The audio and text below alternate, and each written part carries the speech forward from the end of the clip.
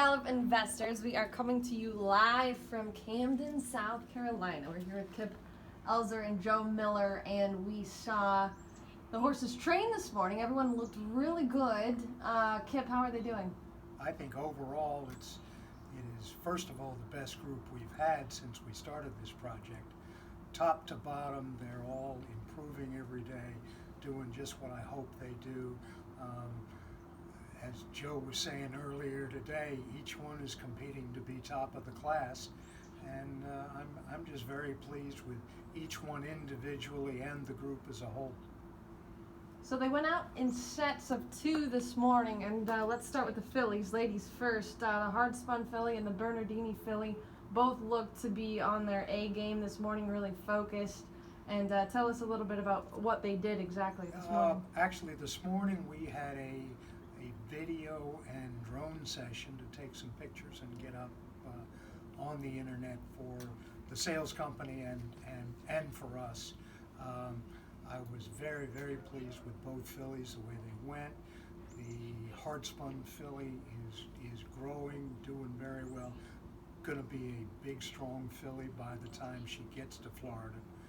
The Bernardini filly is a beautiful mover, just floats across the ground. She's a late April, nearly May foal. She's kind of at a growing stage right now. Her rear end is higher than her withers, but anybody with any sort of imagination can see what she's going to be like very soon. And she's by arguably the hottest broodmare sire in the country. Physically, 2 very different horses, though, at this stage. And Joe, that's your specialty. Tell us how you think both the fillies are developing physically. Yeah, I mean, this is my first time seeing him in about 5 weeks or so since the last time I was here in Camden. And I think they've both done really well in that amount of time, leading into the sale. The Bernardini filly looks like what she's supposed to look like. I mean, she's a very late April foal, April 29th foal. She's a little bit lighter framed. She's a really perfect combination of Bernardini and Super Saver. She's out of a Super Saver mare. A lot of times with Super Saver, you get horses that are a little bit lighter framed, maybe a little bit narrower, but he still comes up with a lot of good runners. And she's going to develop out and fill out, but she's just going to need a little bit of time to do so. But she looks great, and I was really impressed to see her train today. I mean, she's got a great action to her. She moves really well. And she's got a lot of class to her. So, I'm hoping that people look at her and they see her with the tack on. She kind of looks like a different filly when she has the tack on. Don't you agree? Absolutely. I mean, she looks like a racehorse with the tack on. When she doesn't have the tack on, she looks like a horse that's growing up and still developing. But, when you have the tack on her, it looks like you could lead her over for a race. So I thought that was encouraging to see. And the hard spun filly is she's a stronger, bigger filly. She is going to really fill out and muscle up for the sale. And, I think she's a filly that everyone's going to be looking at her. And, she's got a great pedigree, and I think she'll make a lot of people's short lists. And a Florida bred, and the only Florida bred we have going to the Gulfstream sale. Yep. Let's turn our attention to the boys now. And so the Street Sense colt also may be a horse that's still physically maturing, but really seems to have a good head on his shoulders. Let's talk about Street Sense for a second. Again, very pleased with his progress. He is a little bit behind some of the other ones as far as his development, but he's got a great mind. He's going to be a big, raw-boned, furnished horse and eligible for the New York bred program. So there's plenty of value there. I look for him to be a sort of late Saratoga fall kind of horse, and really be able to go right to Belmont and do well. Joe, tell us about Street Sense as a sire. Pretty hot right now. Yeah, I mean, Street Sense is having a great year. He's got Maxfield, probably the best older horse in the country right now. He's got a lot of, he's got horses on the Derby Trail. He's got some good fillies. Baffert seems to have a barn full of good Street Senses at the moment. And it's interesting because this one is out of a Bernardini mare, and that seems to be the magic cross right now, Street Sense over Bernardini. And I'm sure all the bloodstock agents down there will be fully aware of that. They'll know that that's the sort of a great nicking, and I think he's a horse that you probably need to use a little more imagination with, because he's not a horse that is ready to run in the next 60 days or anything. He's probably going to be a later developing 2-year-old, late summer kind of horse. But he's grown up since we bought him, and he's just starting to grow out. And I think another few months you're going to see exactly what Kip and I saw in him when kind of Kip fell in love with him at the yearling sale and thought he could be a really good racehorse for the future. Now, the Violence colt, actually, you were just telling me this morning, Joe, that that would be the only horse offered at this sale sired by Violence. Is that true? It is. It's the only Violence in the sale. Violence had 3 Grade 1 winning colts in 2020. He had a great year. He has big crops coming behind him at the moment, and I love this colt. I think he is an absolute athlete, perfectly balanced horse, and Kip can talk more to his training, but I'm excited to have a Violence, and I think the sky's the limit for this horse. Kip, go ahead and tell us how he's doing in the morning. In the group, he's physically the most developed, and mentally he's right on top of his game. This is we love this Gallop program, but he's a horse that is certainly ready right now to go and start breezing. All 6 horses to me just seem so mentally sound, because I think obviously this program you have here in Camden has so much variety of places, different things to do to keep their attention, to keep their minds growing in the morning. It's just great being here. We've got all different surfaces and configurations and lots of choices on places to go. We had 7 inches of rain last week and had good surfaces to train on right here. So I think training here really gives these horses an advantage.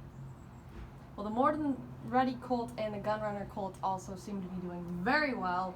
I know I saw the Gun Runner colt really just grabbed a hold of the bit, did not want to slow down the rider, the turns coming up, and definitely he seemed to want to really go this morning. So tell us how he's doing. I'm really happy with him. He has grown and furnished out since the October sale when we bought him. I'm very high on Gun Runner as a first-year stallion. He was a wonderful, tough racehorse, and this is the only colt we've got by a first-year stallion. I think he's a great representative, and he's going to really present himself well. Just as you said, going down the racetrack there, he really wants to get on with it, and he's going the right way.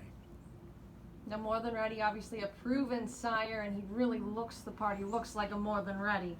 And obviously you've had experience training More Than Ready horses before, I'm sure. Does he fit the bill? Might be, More Than Ready himself might be one of my favorite stallions ever. He has done an unbelievable job in both hemispheres. He's just a wonderful stallion.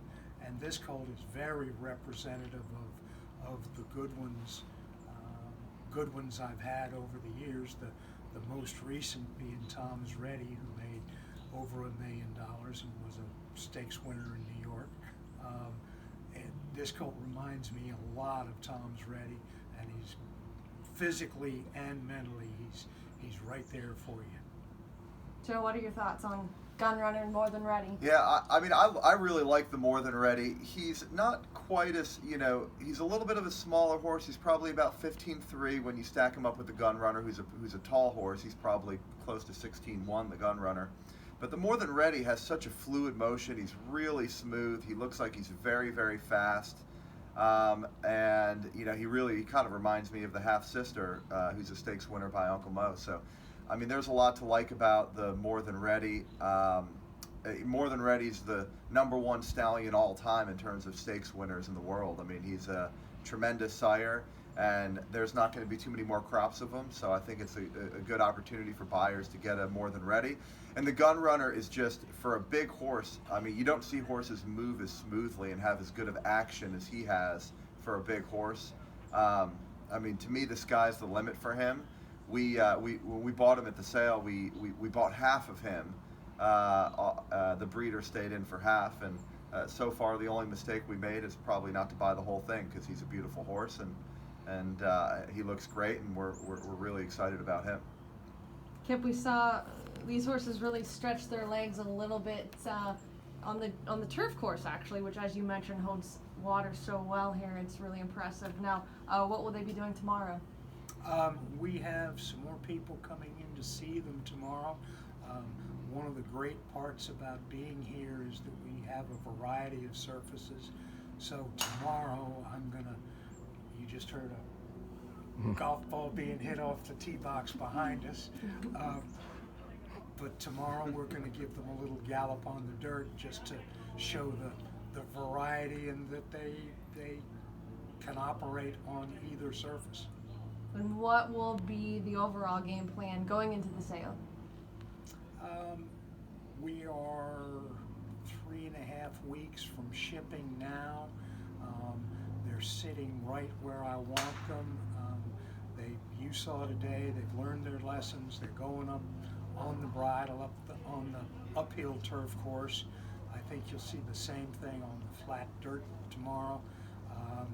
And really, they don't have to do much more than maintain where they are and just keep getting the days and the miles in them from here until we go. Final thoughts, Joe?